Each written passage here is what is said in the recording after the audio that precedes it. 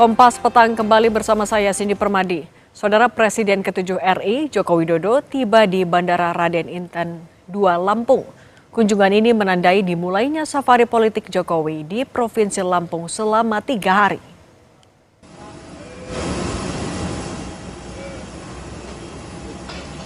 Kedatangan Jokowi disambut prosesi adat Lampung dengan pengalungan selendang tapis sebagai tanda kehormatan. Jokowi bilang kunjungannya ke Lampung untuk menghadiri rekor PSI. Disinggung soal pemilu 2029, Jokowi hanya tersenyum.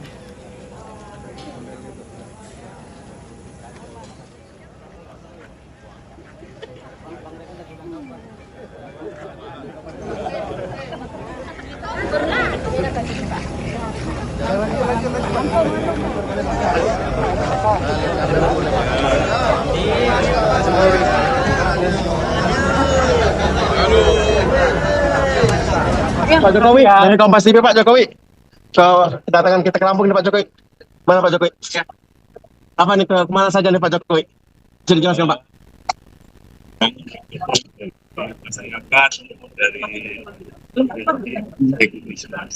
Apakah ini menuju 2029 Pak?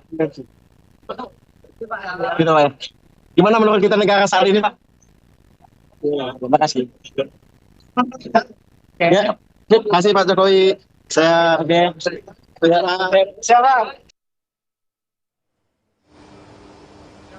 Wakil Ketua Umum Partai Gerindra Prasetyo Hadi menanggapi agenda Presiden ke-7 RI Joko Widodo keliling Indonesia yang dimulai hari ini.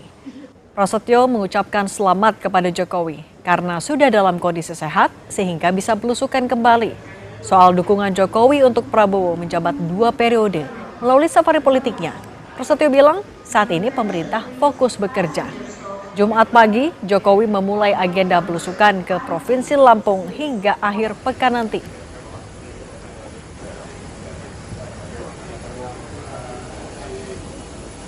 Ada. Kalau kami dari Gerindra ya? Iya, Gerindra aja Mas. Ya kami menyampaikan selamat ya karena artinya beliau sudah siap kembali ya. Fit karena sebelumnya kan sempat ada kurang dan fit ya. Dan sebagai tokoh dan negarawan ya saya kira tidak ada masalah ya. Dukungan 2 periode itu melihatnya seperti Nah, kita kalau mewakili pemerintah yang mewakili warga sudah bilang yang penting fokus bekerja dulu. Lalu apa misi politik Jokowi yang dimulai dengan belusukan di Lampung selama 3 hari?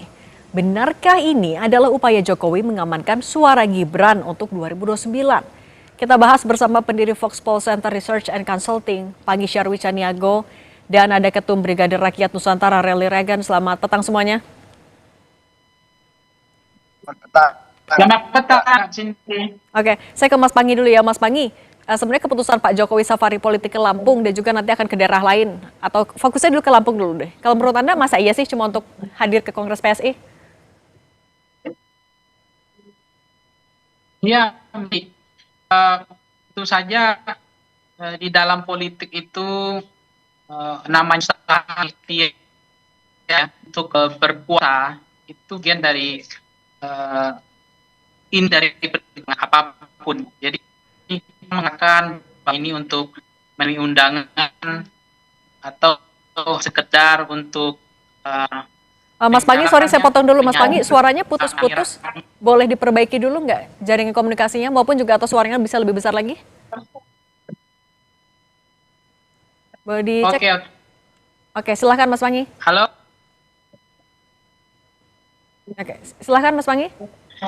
Iya. Halo. Udah ini. Sudah lebih terdengar. Boleh tadi lanjutkan lagi.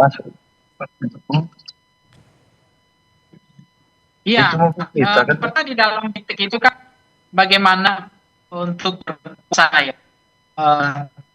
Pertama tentu bahwa kunci dari semua urusan gitu. Walaupun memang semuanya bisa dengan perintahan bahwa memenuhi undangan. Ini tujuan bahwa dalam politik itu para rakyat ketemu dengan rakyat masyarakat biasa itu dari aktivitas politik tetap muka tatap muka itu di dalam politik Vesang itu belum ada bisa menggantikannya. Nah, apakah ini kunjungan biasa? Ya, itu tidak. Itu kunjungan yang urusan kebangsaan. Kalau pakainya karena memang betul-betul karena dirindukan rakyat, bisa iya bisa. Tetapi prinsipnya ujungnya kekuasaan gitu. Jadi apakah itu silaturahmi? Enggak adalah bertamu rakyat kemudian yang bersamaan bersalamat, rakyat ingin datang kembali apa, rakyat ingin berebut untuk Oke. kan dia mengatakan kita rindu dengan Pak Jokowi, lebih enak masa Pak Jokowi. Oke, Mas Pangi, sorry, harus saya potong dulu Mas Pangi. Kita harus perbaiki dulu sinyal komunikasinya karena dari tadi juga putus-putus. Kita coba perbaiki dulu ya Mas Pangi. Kalau gitu sambil memperbaiki komunikasi dengan Mas Pangi, saya ke Bung Reli dulu. Bung Reli, apa iya cuma untuk hadir ke Kongres PSI? Nggak ada motif lain nih, nggak ada misi lain?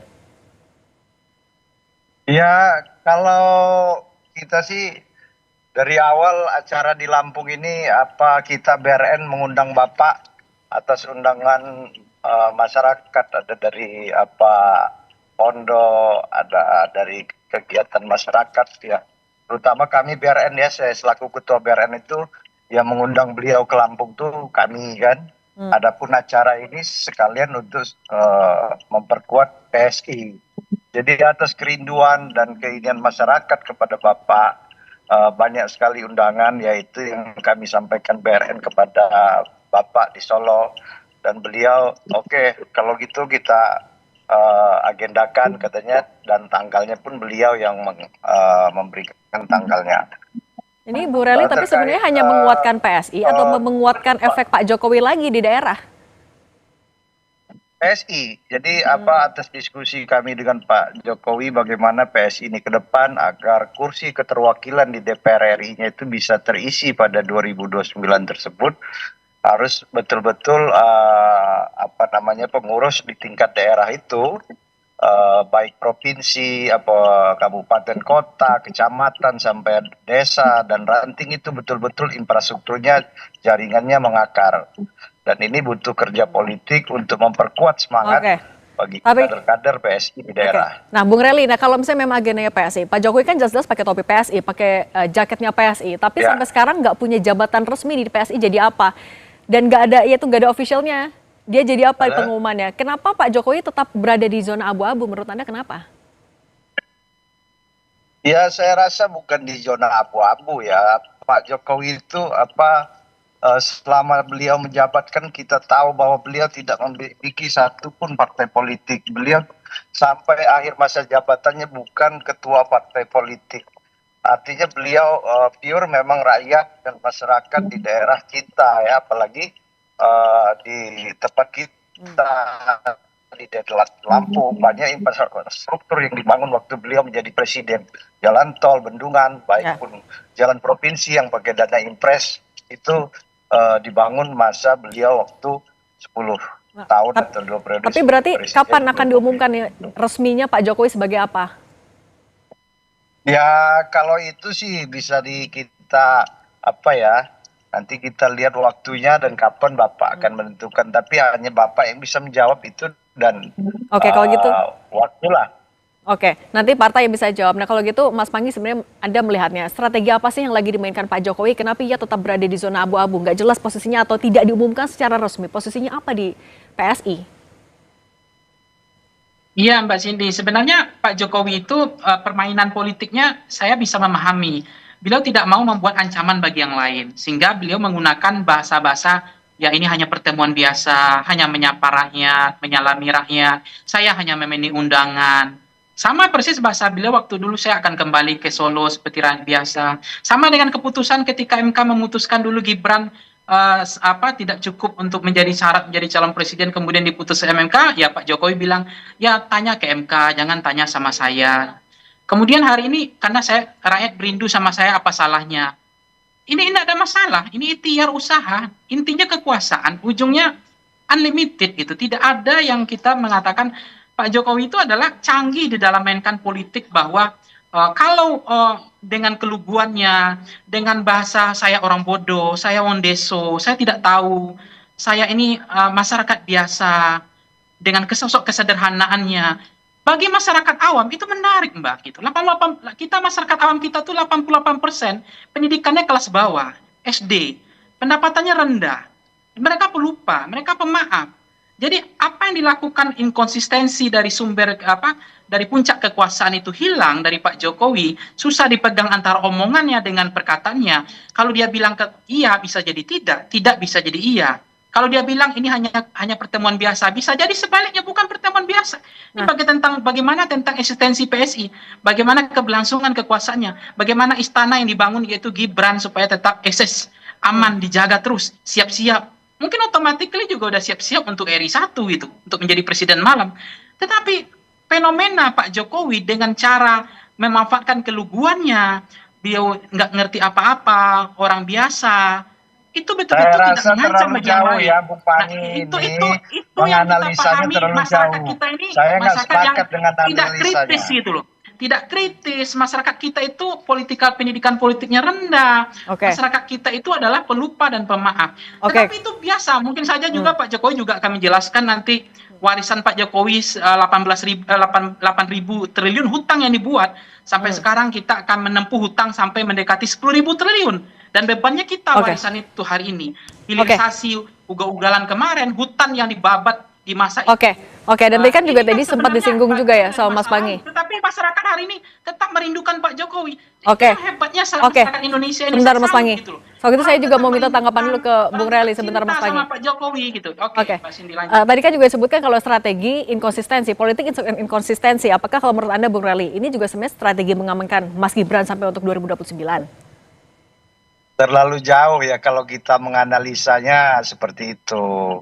Memang kenyataannya 2 periode ini Pak Jokowi itu terpilih sebagai presiden dipilih oleh rakyat, dipilih menang di gubernur DKI dipilih rakyat, menang wali kota dipilih rakyat. Sekarang siapa di antara kita yang menang wali kota 2 kali, menang gubernur sampai menang presiden 2 kali? Dan yang Oke. terakhir Pak Prabowo Gibran melanjutkan Oke, Bung Re- pemerintahan beliau. Oke, Bung Rally, tapi kalau soal politik inkonsistensi yang tadi disinggung oleh Mas Pangi, Anda melihatnya memang seperti itu atau ada apa sih sebenarnya di balik itu? Ada ya, semuanya pure karena ini menjawab bagaimana PSI itu ke depan bisa masuk parliamentary threshold dan caleg-calegnya yang bisa mendorong dengan infrastruktur yang kuat. Nah, di daerah itu caleg-caleg di luar Jawa atau di Jawa sendiri harus diisi kader-kader yang memiliki grassroots. Bagaimana grassroots apabila PSI infrastrukturnya 60% aja belum, seumpamanya dimiliki DPRT, mengakar sampai tingkat desa, tingkat ranting. Nah, untuk memberikan semangat tersebut ya harus sekarang itu dibangun itu kader-kader PSI itu sebagai supaya militansinya ada. Nah, menjaga militansi itu Bung Rally, tapi kan nggak bisa dipisahkan juga kalau anak Pak Jokowi juga ada sekarang jadi RI 2. Apakah memang hanya sebatas untuk jadi motivator PSI aja? Kan susah untuk dilepaskan kedua itu kaitannya. Ya kita nggak bisa ya menampi itu. Sekarang Pak Jokowi adalah putra beliau wakil presiden Republik Indonesia. Berarti untuk menguatkan Mas Gibran juga nggak? Kaisang sendiri adalah ketua partai PSI yang tidak masuk parliamentary threshold. Oke. Kenapa? Karena karena itu jawabannya itu infrastruktur partainya tidak. Oke, baik. Makanya sekarang Oke, kalau gitu. turun untuk menyemangati. Oke, untuk menyemangati kalau gitu Mas Pangi, sebenarnya kalau Anda melihat ini memang untuk sebatas Mas Gibran aja, ya atau ada motif lain juga, apa yang sebenarnya sedang dilakukan oleh Pak Jokowi? Efektif nggak ini sebenarnya? Iya, memang gini Mbak Cindy. Dulu orang mengatakan Pak Jokowi akan menjadi lamdak ya, tidak lagi berkuasa, akan jadi bebek lumpuh. Tapi ternyata tidak. Dia menjadi magnet yang begitu kuat. Betapa hari ini semua menteri-menteri, pejabat-pejabat, orang penting di Republik ini yang masuk kabinet Prabowo itu harus melapor ke kediaman Pak. Ya walaupun itu dikatakan itu silaturahmi biasa. Tapi kan mereka begitu luar biasanya pengaruh Pak Jokowi ini. Itu yang betul-betul dipahami oleh PSI bahwa Jokowi efek ini akan bisa menyelamatkan PSI. Agenda Pak Jokowi itu hanya 2, Mbak. Bagaimana istana invasi yang dibangun yaitu Gibran itu bisa dipastikan menjadi presiden. Yang kedua adalah bagaimana PSI lolos ambang batas parlemen dan itu diamini sebelumnya dari pernyataan tadi. Dan itu nggak bisa, itu kekuasaan, Mbak. kekuasaan itu hanya dua, ditakuti atau dicintai. Pak Jokowi mengambil dua jalur itu. Bagaimana tetap dia dicintai, menjadi menjadi frekuensi politik, perbincangan politik, dan dia nggak mau diam karena dia harus bising, dia selalu diomongkan, dia selalu dibicarakan di media. Yang kedua adalah ditakuti, apakah dia masih ditakuti atau tidak. Nah sekarang kan Pak Jokowi adalah bagaimana dia memastikan mantan-mantan presiden. Kalau kita lihat Mbak Cindy, itu kan semua urusannya ketika dia selesai, dia akan pulang seperti rakyat biasa. Itu memang dilakukan, mengurus lingkungan, mengurus hal hobi-hobi saja gitu. Tidak ada masalah. Tetapi ketika Jokowi membentuk relawan itu memang beda dengan model lain. Bahkan relawan wakil presiden. Kemudian dia juga bentuk hari ini akan safari keliling kampanye. Tapi apakah Pak Prabowo nyaman dengan posisi itu Mas Pangi juga mau saya tunjukkan, mau saya tanyakan juga, ketika Pak Jokowi melakukan belusukan, sebenarnya ini menunjukkan kedekatan atau justru kerenggangan dengan Pak Prabowo? Iya, belusukan ini sebenarnya kan memang kekuatan penting di dalam face to face itu belum bisa ada yang menggantikan Mbak Cindy. Itu yang dipahami Jokowi. Face to face, menyapa rakyat, menyalami rakyat, bertatap muka dengan rakyat, dengan nuansa kebatinannya, dia tahu mana apakah rakyat masih mencintainya atau tidak. Dia testing the water itu kan.